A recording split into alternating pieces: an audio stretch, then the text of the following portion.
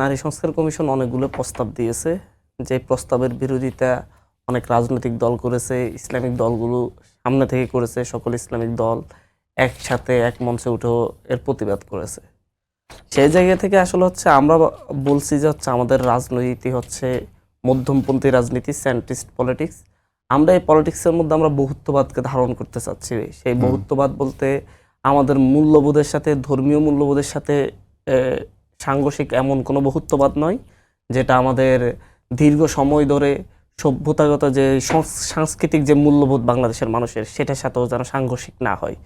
সেই জায়গা থেকে নারী সংস্কার কমিশন যেই অনেকগুলাই আপনার সুপারিশ করেছে, যে সুপারিশগুলা বাংলাদেশের ধর্মীয় ইন্টিগ্রিটি এবং হচ্ছে আপনার কালচারাল ইন্টিগ্রিটিকে প্রশ্নের মুখে ফেলছে। সেই জায়গা থেকে অনেকগুলা বিষয়ে আপত্তি আছে।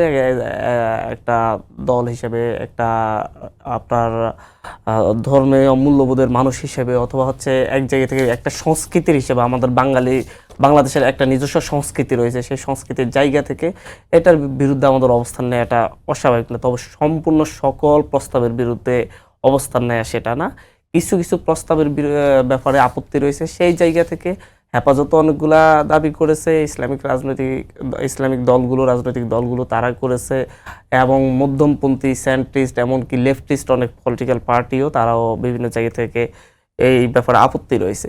সেই জায়গা থেকে এনসিপি তার জায়গা থেকে সম্পূর্ণভাবে নারী সংস্কার কমিশনের সকল সুপারিশের প্রতি ঐক্যমত পোষণ করতে পারছে না।